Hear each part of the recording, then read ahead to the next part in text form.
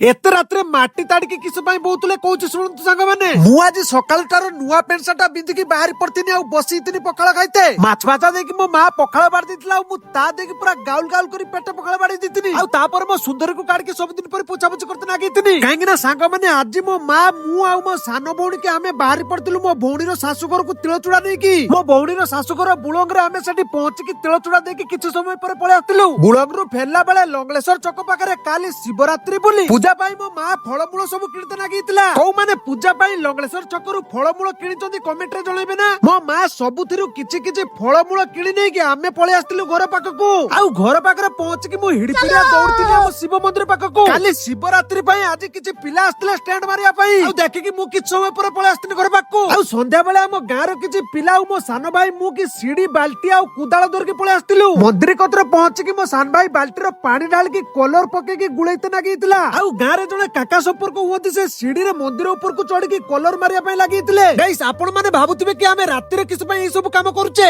ଆମେ ଗାଉଁଲି ଲୋକ ଆଜ୍ଞା ଦିନ ସାରା ଯିଏ ଯାହା କାମରେ ବ୍ୟସ୍ତ ଥିଲେ ଆଉ ସନ୍ଧ୍ୟା ବେଳେ ଆମେ ସମସ୍ତେ ଏକଜୁଟ ହେଇକି ଆମ ଗାଁର ପୂଜା ପାଇଁ ଆମେ ରାତିରେ ଟାଇମ କାଢିକି କାମ କରତେ ନାଗିଥିଲୁ। ଆମ ଗାଁରେ ବର୍ତ୍ତମାନ ଚାଷ ପୁରା ଜୋରସୋର ଚାଲିଛି ଆଉ ମନ୍ଦିର ରାସ୍ତା ପୁରା କାଦୁଅ ହେଇଥିଲା। ସେଥିପାଇଁ ଆମେ ମନ୍ଦିର ପାଖରେ ସବୁ କାମ ସାରି ଦେଇକି ରାସ୍ତାରେ ମାଟି ପକେଇତେ ନାଗିଥିଲେ। ସାଙ୍ଗମାନେ ଯଦି ଆଜି ରାତିରେ ଆମେ ମାଟି ନ ପକଉଛେ ତାହେଲେ କାଲି ବାର୍ତ୍ତି ମାନେ ପୂଜା ନେଇକି ଆସିବା ପାଇଁ ବହୁତ ହଇରାଣ ହେବେ। ଆଉ ଆମେ ସମସ୍ତେ ମିଶିକିନା ସେ କାଦୁଅ ହେଇଥିବା ରାସ୍ତାରେ ମାଟି ପକେଇ ଦେଇଥିଲେ। ସାଙ୍ଗମାନେ କଥାରେ ଅଛି ଏକତା ହିଁ ବଳ। ରାତିରେ ହଉ ପଛେ ଆମେ ଗାଁର ସବୁ ଛୁଆମାନେ ମିଶିକିନା ମାତ୍ର 4-5 ଘଣ୍ଟାରେ ଆମେ ସମସ୍ତେ ମିଶିକି କାଲି ଶିବରାତ୍ରି ପାଇଁ ସବୁ କିଛି କାମ ସାରି ଦେଇଥିଲେ। ଆଉ ଆମେ ପଳେଇ ଆସିଥିଲୁ ଘର ପାଖକୁ।